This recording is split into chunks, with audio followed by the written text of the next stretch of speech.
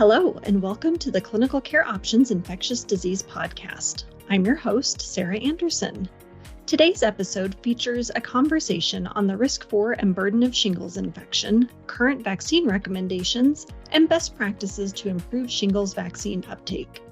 I am joined by Dr. Robert Hopkins, who is a professor of internal medicine and pediatrics and the chief of the Division of General Internal Medicine at the University of Arkansas for Medical Sciences, as well as Dr. Laura Hurley, who is a general internist, health services researcher, and associate professor of medicine in the Department of General Internal Medicine at the University of Colorado.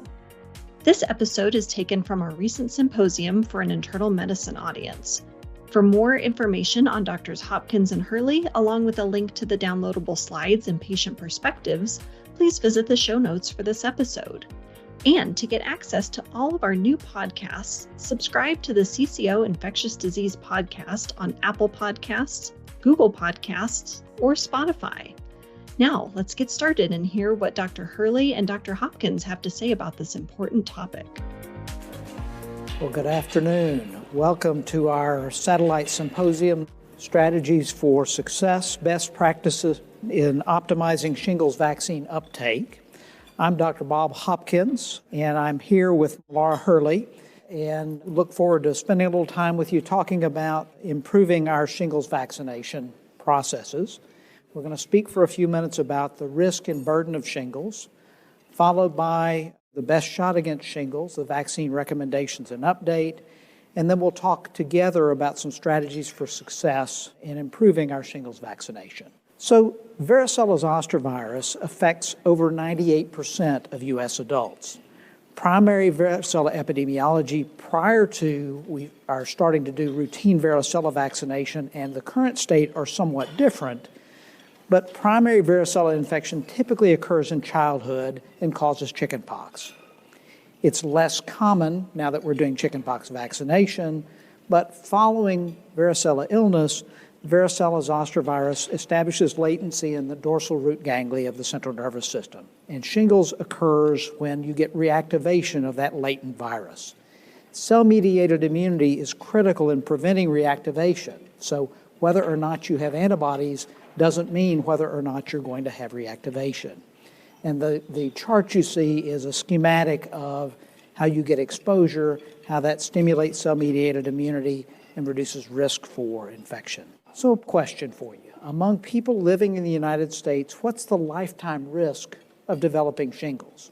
Is it 1 in 300? Is it 1 in 100? Is it 1 in 30? Or is it 1 in 3? The correct answer is 1 in 3. 1 in 3 U.S. individuals will develop shingles in their lifetime. Approximately 1 million cases a year in the United States, the most common complication being postherpetic neuralgia, which affects between 10 and 20% of patients.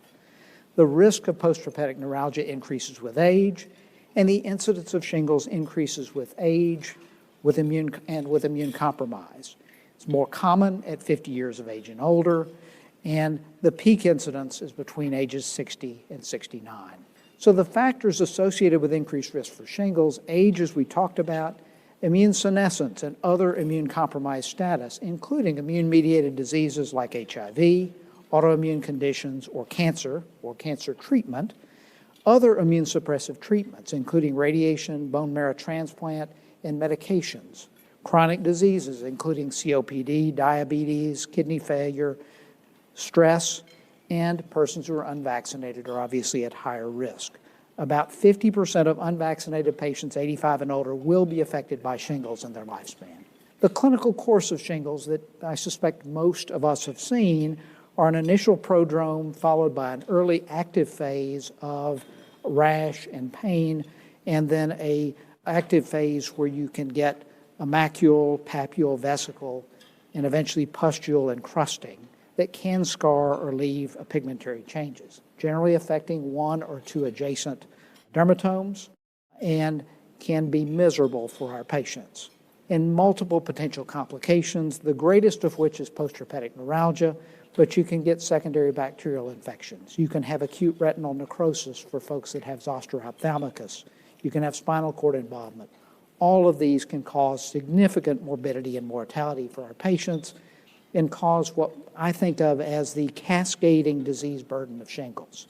Impact on sleep quality, pain, depression, weight loss and fatigue, a pill burden for medications to treat the painful symptoms, which could ultimately result in polypharmacy, and then the social burden, which may result in hospitalization for a small percentage of folks, but multiple ED and outpatient visits, complications, and prescriptions, all of which are preventable, and prevention leads to direct as well as downstream benefits. So I'm going to turn things over to Dr. Hurley to talk about our vaccine. I want to point out that shingles has actually been recommended since 2017 after the FDA approved RZV vaccine for immunocompetent adults 50 and older. After some more data accumulated about use of the vaccine in the immunocompromised population who had been excluded from the original trials, the FDA expanded the indication for this vaccine to include immunocompromised individuals 18 and older back in 2021. And I just want to highlight the slight difference in administration of this vaccine for individuals who are immunocompromised versus immunocompetent individuals, wherein immunocompromised individuals should receive that second dose within 1 to 2 months to maximize efficacy. So who are immunocompromised individuals? Dr. Hopkins has already alluded to this, but there's several immunosuppressive conditions, including diabetes, rheumatoid arthritis, inflammatory bowel disease, COPD, and HIV, which makes individuals 18 years and older eligible for RZV. And there's also many medications, and it seems more and more we're using these medications in medical practice, and they're listed on this slide. Importantly, I think we as clinicians worry about the timing of this, and the recommendation that is for this vaccine for immunocompromised is for people undergoing or recovering from immunocompromising illnesses or procedures, but it's most effective if it's given before immunocompromising medications are started. So that's ideal scenario. We have had 2 products available to prevent shingles. One is the Zoster vaccine live, and the other vaccine that we're talking about today, RZV. Note that Zoster vaccine live has not been available in the U.S. since November of 2020.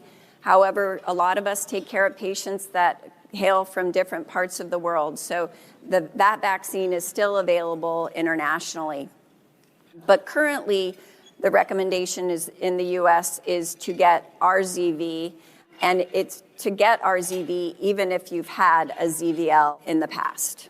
And this is why. And if you look at the RZV, all the efficacies in the 3 age groups listed are higher than the efficacy for ZVL at preventing herpes zoster. RZV is also more efficacious than ZVL at preventing postherpetic neuralgia. There hasn't been a lot of studies about the safety of giving an RZV after having received a ZVL, but we do know it's safe to give if you wait 5 years after a dose of ZVL, and we're almost getting to that point temporarily where ZVL hasn't been available for that amount of time in the U.S. Although shorter intervals haven't been studied and we don't have data, there isn't a theoretical concern about giving an RZV sooner after receiving ZVL than 5 years. So what about those individuals that say, I don't want to get a shingles shot because I haven't had chicken pox? And I think you as clinicians need to know that almost all adults over 50 worldwide have had varicella zoster infection, whether they noticed it or not. In the U.S., the Advisory Committee on Immunization Practices considers being born after 1980 individuals to be immune to varicella zoster virus, so that virus is living in their immune systems. And testing for prior infection is not recommended prior to administration of the vaccine. However, if you happen to do that and find that somebody is not immune, the recommendation would not be to give RZV, but rather its predecessor, the varicella vaccination. So what about somebody who has had a previous history of shingles? What should the timing be for giving RSV vaccination? This is often a question asked. And the CDC stance on that is you can safely give RSV if the original shingles rash is resolved. I shared with you the over 90% efficacy for RSV that came from the pivotal clinical trials, the Zoe 50 and the Zoe 70 trials. But how is this vaccine working in the real world? And this was information published in our very own Annals of Internal Medicine very recently. The investigator was one of the members of the Vaccine Safety Data Link. And this was a prospective cohort study of adults 50 and older who received care at one of the 4 Vaccine Safety Data Link sites. The study was conducted between January 1, 2018 and December 31st, 2022. And note that in these particular healthcare settings, RSV is available. There's not financial barriers to receiving this vaccine. And the primary outcome that was evaluated was incidence of herpes zoster vaccination. They were able to evaluate 2 million people, and that accounted for 7.6 million person years of follow-up. They looked at people who received just 1 dose of RSV and looked at efficacy over a 3-year period. In that first year, the efficacy was 70%, and then in subsequent years, the efficacy decreased all the way down to 48% by year 3. Those were individuals who had just received 1 dose. If you looked at individuals who received 2 doses, the efficacy was 79% in the first year and only decreased to 73%, and thus emphasizing the importance of people getting both doses of this vaccine to maximize efficacy. Additionally, in this analysis, they looked at whether patients received the dose within the 2 to 6 month interval and found that that didn't have as much of an effect on efficacy. And that's driving home the point that if you don't get the dose in within 2 to 6 months, it's still okay to give it after 6 months. Just driving home the point that the efficacy is not as good as it was in the original efficacy trials, but for an adult vaccine, this is an amazing efficacy for a vaccine. So we know we have an efficacious vaccine. We know it's been recommended for a lot of adults since 2017, and we're in 2024. How are we doing in the U.S. at vaccinating our population? This is information from the National Health Interview Survey, where people report on their self-reported rate of vaccination. And 32.6% of adults 50 and older said they'd received the vaccine, and 41.1% of adults 60 and older said they had received the vaccine. This is lower than our high-achieving clinicians would like. And I believe Dr. Hopkins is going to allude to maybe some of the reasons people aren't getting the vaccine later. Also, there's disparities in terms of receipt of this vaccine. We know that white adults are more likely to receive the vaccine than non-Hispanic, Black, and Hispanic adults. So what about the completion? I've alluded to the fact that 2 doses are definitely better than 1. And this is a study of claims data looking at completion rates. The first column is just months since dose 1. The second column, the adherence cohort, refers to individuals who received the second dose within the recommended 2 to 6 month interval. And the third column is just people who got the dose, got the second dose, even if it wasn't within the 2 to 6 month interval. The adherence cohort, getting it within that 6 months, was just 71%. But the completion cohort, even after 2 years, was only 86.2%, indicating we're missing a proportion of individuals getting that second dose, which we know is a lot more protective than just receiving 1 dose. And there were also disparities noted in this study with individuals who were younger Black race, Hispanic, lower income, lower educational attainment, or having commercial as opposed to Medicare insurance being less likely to receive that second dose of RZV. So now let's talk through some best practices component. The National Vaccine Advisory Committee, which I've had the pleasure to serve on for the last several years, put out some standards for vaccine standards of care. And they encourage that all healthcare providers use systems within their practices to incorporate vaccine assessment into our routine care so that we assess immunization status at every patient care encounter and every counseling encounter, and that we strongly recommend needed vaccines for our patients. Educating them on the vaccine guidelines. If you're not able to vaccinate in your office, referring them to someone who can, whether that be a pharmacy or another physician provider, and document the receipt of vaccination in the health record for those whom you do vaccinate. And my bias is we would add to that documentation, make sure that it gets into the state registry or whatever registry system you use for your locality. For those that are able to immunize, it's important that we maintain professional competency of our staffs as well as ourselves, knowing the indications and contraindications of vaccines, being culturally competent in how we recommend the vaccines to our patients, and have written assessment protocols so that we get it done. So that we assess that immunization status, strongly recommend, stock the vaccines you need, and get them into the arms of our patients. Those strategies have been shown to improve vaccination rates, and the most important of those characteristics is the strong recommendation by the provider. What I teach my residents and students is you don't ask if somebody wants a vaccine. You recommend vaccination, just like you'd recommend an ECG or a cardiac catheterization if somebody was in and you suspected coronary disease. It's important that we recognize that people can be vaccinated in multiple settings, but we need to get that strong recommendation as part of the process wherever you're giving vaccination. So let's go through a few cases in relevance to some of the cases we talked about earlier. Let's think about our 38-year-old patient who presents for a routine wellness exam. He has rheumatoid arthritis that's been well controlled. He has seasonal allergies. He's on hydroxychloroquine for his rheumatoid arthritis. If you plug him into the CDC vaccine recommendation app, you'll see that he should have PCV, PCV20 or PCV15. He should have influenza. He should have COVID-19, Tdap, and shingles vaccination. Remember that the CDC guidelines for shingles vaccination for immune-compromised patients are based on FDA approval of the vaccine down to age 18 in persons with immune compromise.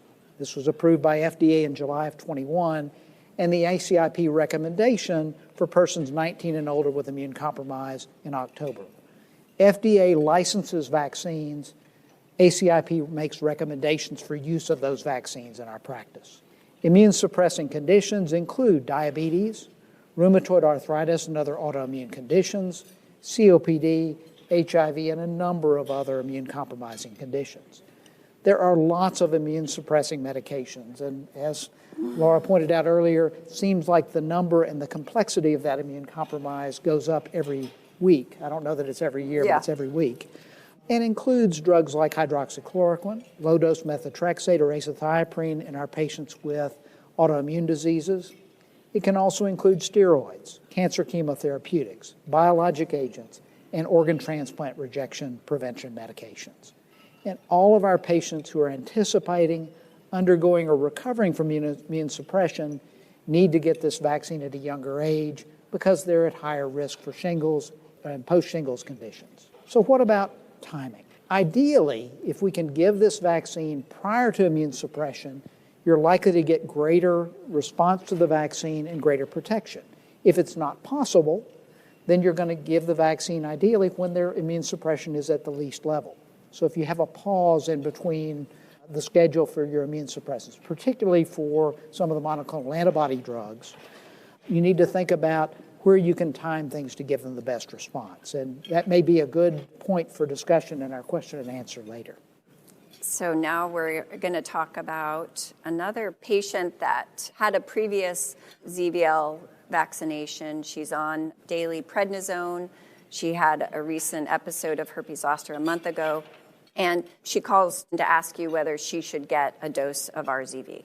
Just to drive home the point, even if an individual has had a ZVL vaccination before, it's still recommended to receive an RZV vaccination. In fact, this individual had ZVL but had shingles. It happens. So let's talk a little bit about the reactogenicity of RZV. We had the other case, the 55-year-old who was vaccinated last week with his first dose of RZV, and he developed some symptoms post-vaccination, including fatigue, myalgia, and a low-grade fever, which caused him to have to miss 2 days of work. He's asking you whether he should receive a second dose of RZV given the significant reaction that he had after the first dose. So the reality is this vaccine, similar to some other vaccines we have experience with, is very reactogenic. But you all need to know in the original pivotal trials, there was no difference between vaccinated group and placebo group in terms of serious adverse effects. We know that 1 in 6 or 16.5% of individuals receiving this vaccine will have a grade 3 reaction. And by grade 3, in those of us in the vaccine world, that means that you cannot conduct your normal daily activities, like the individual who had to miss work. I just like to point out, at least specifically for immune site reactions, ZVL, by comparison, only caused grade 3 injection site reactions in 0.9% of individuals. But it's not recommended to postpone the second dose based on having this reaction. We expect people to have this kind of reaction to the vaccine. And the odd part, in my practice is I've seen people have a moderate reaction the first time and none the second. I've seen it the other way around. I've seen people with none and people with a moderate reaction each time. It's really challenging to predict, and we just need to let our patients know what to watch out for. Yeah. And then I just wanted to put this vaccine in the context of some other vaccines that we're very familiar with giving in the recent past.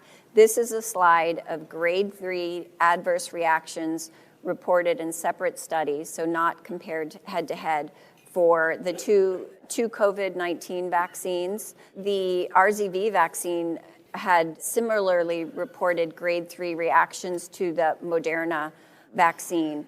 You may recall early in the pandemic, we were giving people days off after receiving the COVID vaccine, but to my knowledge, nobody's receiving a day off to receive the RZV vaccine. And a more recent study looking at a particular complication that's been associated with the RZV vaccine. Early on, the Vaccine Safety Data Link noted that there was a safety signal with Guillain-Barré being associated with this vaccine, which prompted our federal agencies to combine efforts and evaluate this in greater detail. And this is a Medicare claims database study looking at over 850,000 adults. And the punchline is that they did find an association, but it was very, very small increased risk. And I would just direct you to the first row, second line. Basically, they found increased risk of 3.1 per million doses. We often are talking to patients about what's the risk of anaphylaxis with the vaccine. Just to put it in context, that's about 1 in a million. This looks like it's about 3 in a million. And again, this is just in the 65 and older population. The take home was that we should be evaluating risks and benefits, and the benefit of this vaccination likely outweighs the potential risk of Guillain-Barré syndrome. So how do we counsel people? What do you tell people about? So I tell people ahead of time, this is a reactogenic vaccine. When I got my dose of shingles vaccine, I had a sore arm for a couple of days, but it didn't keep me from riding my bicycle. It didn't keep me from doing what I needed to do. But if you're concerned about reactogenic situations, it might be reasonable to do this on a Friday. Take the weekend to get back on your feet again. I don't necessarily mention Guillain-Barré specifically, but I say that there are some uncommon effects that can happen with any vaccine, some of which have been linked to the vaccine, some of which have been not, but that I feel that this is a safe and effective vaccine that reduces your risk for an important outcome shingles, and its other complications. What do you tell them about taking pain medication? Now, I am a believer in doing what my pharmacist friends have told me for many years. We don't give pain medicines before the vaccine, but I think it's a good idea if you start feeling symptoms to go ahead and take acetaminophen or a nonsteroidal, if your health condition allows, after getting the vaccine if you're having symptoms. Exactly what our teaching was for COVID vaccines. Right? Yes, exactly. All right, let's hit one more case. So you've got a 62-year-old patient who presents for an annual wellness visit after being out of care for the last 10 years. Their mother recently passed away after a long illness, and this made them decide they needed to check on their own health. The patient is indicated for the following routine vaccinations based on looking at the CDC schedule: COVID-19, RSV, Tdap, and shingles, or RSV. The patient would like to know if they can get all 4 vaccines today. We face this all the time in pediatrics, but we've got combination vaccines. We don't have that option for our adult population. Well, shingles vaccine is an inactivated vaccine, can be administered with other inactivated or live virus vaccines. If you do administer RSV with another vaccine on the same day, it's recommended that you give them each in different arms. There have been some specific co-administration studies that have evaluated the safety and efficacy of RSV with quadrivalent influenza vaccine, with pneumococcal polysaccharide vaccine, PCV13, or the 13-valent conjugate vaccine for pneumococcus, and Tdap. To date, those studies show no interference in the immune response to any of these antigens contained in either RSV or the co-administered vaccines. So, now to the big question, the big problem for many of us. So Medicare and Medicaid, coverage and vaccinations. Medicare covers vaccines for adults age 65 and older and those younger adults who are on the Medicare program. Part B, or Beta, covers influenza, pneumococcal, and hepatitis B virus vaccines. Part D, or Delta, inactivated in 2003, covers shingles, Tdap, and what at that time were any future vaccines, which now includes RSV. Prior to 2023, beneficiaries could still have considerable cost sharing for their Part D plans in terms of these vaccinations. The Inflation Reduction Act of 2022 made one of the premises was that Medicare drug coverage will pay full coverage, no out-of-pocket costs for anybody with a Part D plan for Part D vaccines. As of October 2023, patients enrolled in Medicaid or the Children's Health Insurance Program, or CHIP programs, are guaranteed coverage of ACIP recommended vaccines at no cost out of pocket. So similar, no out-of-pocket cost. Now, there are some permutations to this. Part D generally pays for vaccines in the pharmacy and not so much in the office. Many Medicaid programs, the rules for Medicaid programs vary from state to state.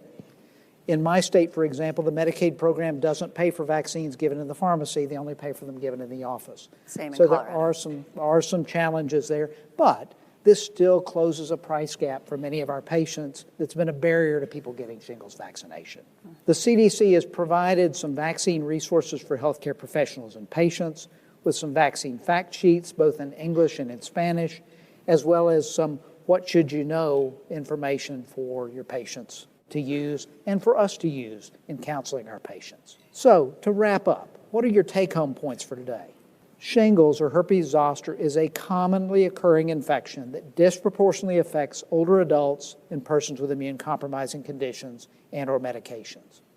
A 2-dose series of the recombinant zoster vaccine is safe and effective way to prevent shingles and related complications. It's recommended regardless of previous receipt of the live virus shingles vaccine. It's recommended regardless of whether you previously had an episode of shingles.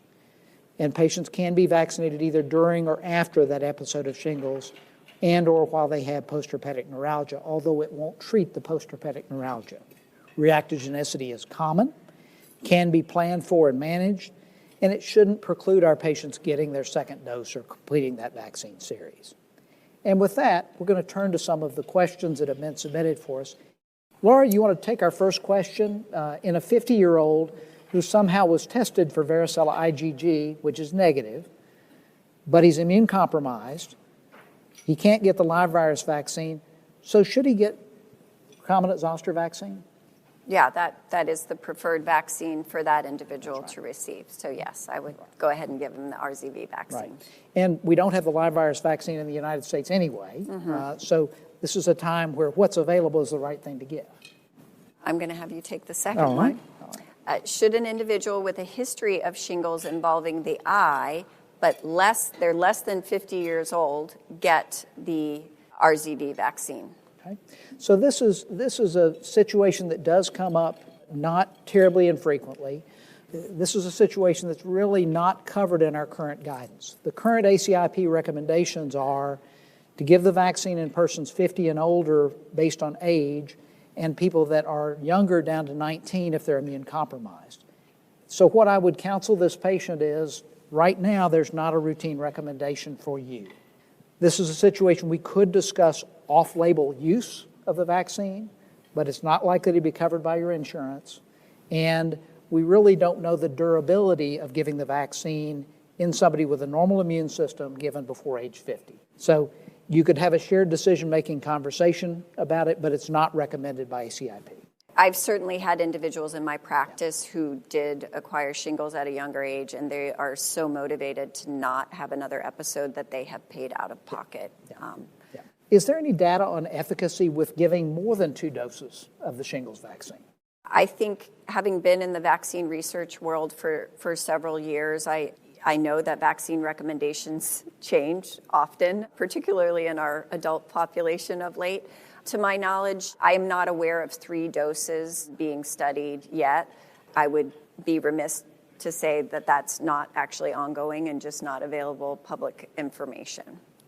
But right now, there's no, on the forecast, I'm not aware of there being a recommendation to change. And we always want to try to avoid multi-doses if we can, because we know they're way harder to implement. I haven't seen any data on that either, and but it makes you wonder, down the road, if we get further follow-up studies, there may be a point at which an additional booster dose or that kind of thing might be warranted. So what about the patient who got a single vaccine over 5 years ago? So ideal situation is to give somebody 2 doses separated by 2 to 6 months. Based on the study that Dr. Hurley presented earlier, there are patients that get a second dose of vaccine out, I think in that study, out to 2 years. Yes. And those folks had good protection, better protection with that second dose, even delayed to 2 years than they had from a single dose. So in this situation, I would give that second dose of shingles vaccine now. There's no recommendation by ACIP or any other organization to restart the shingles vaccine series once it's been started. But that's somebody I would want to make sure, make a note in my EHR and say, we're going to be watching closely whether this person develops an episode of shingles, because we don't have the data to answer the question thoroughly.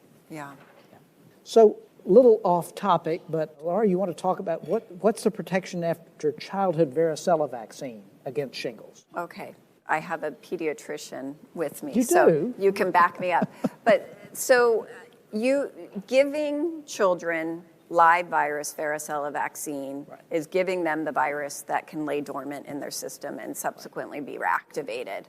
But our experience, particularly in young children who are immunocompromised as a result of hematologic malignancies, the thought is that you're much less likely to develop herpes zoster after receiving a varicella vaccine than you would be if you had a natural infection with varicella zoster.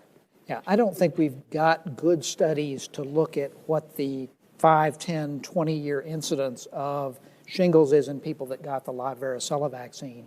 But all the data that I've seen is that it is exceedingly uncommon.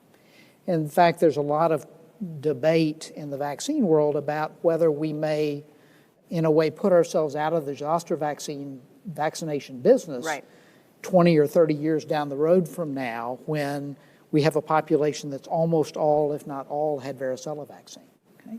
What if someone got 1 dose of vaccine but missed the second dose, comes in after 18 months? It's the same situation we talked about with the 5-year interval earlier. I would give that second dose of vaccine and consider their recombinant zoster vaccine series completed. Do we know how long the vaccine is expected to provide protection after shingles vaccination, Laura? I think it's always an unknown. When we have an initial vaccine recommendation, we feel pretty strongly, and I showed the data, that the duration of protection is at least 4 years, but this will continually be reassessed, and perhaps new recommendations will be provided in the future. For hospitalized patients otherwise ill, what should be the time frame to offer the vaccine, presuming they are due? That's a good question. I don't know that I've thought about shingles vaccine in patients in the hospital. I would probably at least wait until whatever their medical issue is stabilized and they're seeing me in the outpatient world to get the vaccine. If somebody that's in for heart failure exacerbation, I don't know that I'd want to stress their immune system in a different direction by giving them the zoster vaccine at that time. But if I'm seeing them for follow-up, they're compensated at that time, I would go ahead and give them the first dose of shingles vaccine. What's the recommendation for shingles vaccination in HIV-positive patients? Great question. It is recommended in patients who are HIV positive, same 2-dose schedule. I had done previous research. There was actually another vaccine recommending body that was recommending it before ACIP recommended it in HIV positive patients, and had done some assessment of what kind of immunocompromised patients this vaccine was being recommended in, and HIV positive people was definitely one of those populations. Yeah, I think there have been at least a couple of studies that I've seen published looking specifically at the HIV population and the efficacy of the shingles vaccine. If you give shingles vaccine after an episode of shingles, how much does it reduce the likelihood of a second recurrence? That's a bit challenging to assess. I don't know that I've got hard numbers that I've seen. But when you give shingles vaccination, you stimulate cell-mediated immunity. That stimulation of cell-mediated immunity reduces your likelihood for another episode of shingles down the road. Quantitatively, how much you reduce that risk, we don't know. Part of the reason for the recommendation to give shingles vaccination anytime after someone's recovered from an episode of shingles is we don't know how much that episode of shingles is going to reduce their risk for another episode of shingles. I've been doing this a short time, only 35 years, but I can picture a number of the patients I've seen over these years that have had 2 or 3 episodes of shingles in a few months long period. That shouldn't happen, theoretically. But I've seen it happen, and the misery on those patients, I want to do everything I can to reduce the likelihood of somebody having an episode of shingles. Question, would you use a higher dose of vaccine for persons with immune compromise? Currently, there's no difference in dose between individuals who are immunocompromised or immunocompetent. Are there any recommendations on when to wait for 2 months only or delay to 6 months for the second RSV vaccine?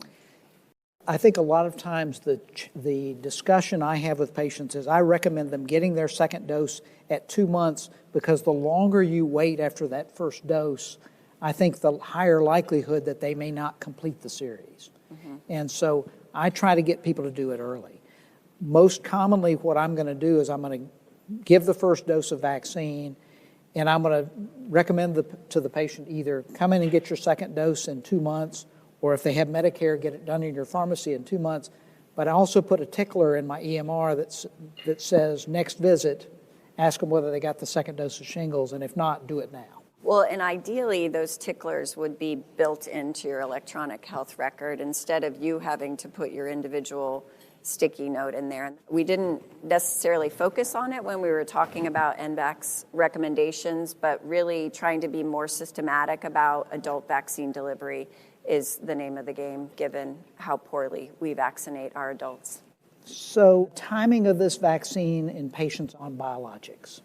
I think ideally you give it before they start on a biologic, but sometimes we can't. So I don't know if you have further information about that. The art that I use, and I say art because there's not hard data on this, but I try to use the same approach to shingles vaccination in patients in biologics that I do in the preoperative consult patients that I do that are on these biologics. I try to make sure that I time it out at least 2 weeks before a dose of particularly the CD20 monoclonal antibodies, or some of the newer agents that we really don't know how severely they suppress the immune system. I try to do it at the end of a dosing interval and a couple of weeks before their next dose. But that's just the way that I have built it into my thought process. And I think we'll learn more as more time goes on. One point that I think we should emphasize is we addressed it, but let's address it again. So if somebody's had a new episode of shingles, how soon can they get vaccinated with their first dose of RZV? Wait until the lesions are crusted and then give it. Very good. Why should we give shingles in different arms with other vaccines? What if the patient needs 4 vaccines? Should we give them on different days? How long is the interval? I love the question because I was thinking that as you were presenting that information. I always like to give 2 vaccines in different arms, so if there is a reaction, you know what vaccine's causing the reaction. And in this era of a lot of new vaccines for adults, I encourage my patients to report adverse events to the vaccine adverse event reporting system. So that's why you got, COVID in one arm and you got RZV in the other. If in the rare event that you would be giving an adult 4 vaccines, we have given 2 in one arm at the same time, but that limits your ability to detect if they're having a reaction to one of those vaccines. Yeah, and the only thing I would add is that I try to parse out which vaccines are more likely reactogenic. Influenza is probably the least reactogenic vaccine. Pneumococcal vaccine, if it's your first dose, it's not highly likely to be reactogenic. Shingles, RSV, and COVID vaccines tend to be more reactogenic. And so I try to, if I can, give the more reactogenic vaccine the furthest away from the other vaccine. Do we know if someone with immune compromise who gets the recombinant vaccine at age 30 should be revaccinated when they're 50? That is still a gap in our knowledge base. And again, we are seeing more and more data about durability of these vaccines, and hopefully we'll be able to better answer this question with data in the future. But for now, we haven't had 20 years since we've had shingles vaccine, so we can't answer that question yet. But for now, the recommendation is do the series once and we don't need to give additional doses. Yeah. Oh, this is a good question that relates to your presentation. How does the vaccine work? Is it through generation of neutralizing antibodies or stimulation of cell-mediated immunity? So this is one of the reasons that we don't recommend giving shingles vaccine to somebody who has negative varicella antibodies, because the primary effect of this vaccine is to help stimulate cell-mediated immunity. It's not to help develop the antibodies, which may help reduce your risk for varicella infection. And so occasionally I'll get a call from our employee health folks. They'll say, well, we've got somebody who's 55 that's got negative varicella antibodies. Do you want me to give them varicella vaccination or shingles vaccination? And the answer is always give them varicella vaccination, because if they've got negative antibodies and there's the possibility of them getting infected with varicella in an occupational setting, we want to minimize that risk. After they've done the varicella vaccination, a few months later, then it's reasonable to get shingles vaccine, but you cannot expect shingles vaccine to protect against varicella infection, primary infection. Zoster Vaccine Live said that it was lifelong. That's why you asked. Well, I think that is what our hope is for the subunit vaccine that we're using now, is that it is also lifelong. But again, we don't have surveillance data yet to be able to answer that question. Based on the trial that Laura presented earlier, though, it does appear that the current subunit vaccine is more effective than the live virus vaccine in the time intervals that have been studied. Yeah. In your opinion, what's the main reason for low RZV vaccination rates? Is it lack of recommendation? Is it lack of risk perception? Or is it something else? Well, I'm a good test taker. I would say multifactorial. I think that this vaccine got off to a really bumpy start, being covered by Medicare Part D and us needing to figure out how to have pharmacies be part of the immunizing neighborhood. Now we're up against, I think, health systems that aren't supporting vaccination processes, like I alluded to, not having electronic health record actually help us implement vaccine recommendations. And now we know this with our really in the tank influenza rates, right? Influenza vaccination rates. There's a lot of resistance among patients to getting the vaccine and a lot of misinformation about vaccines in general and sometimes RSV in particular. Getting all vaccines has become more of a challenge, yes. Mm-hmm. Mm-hmm.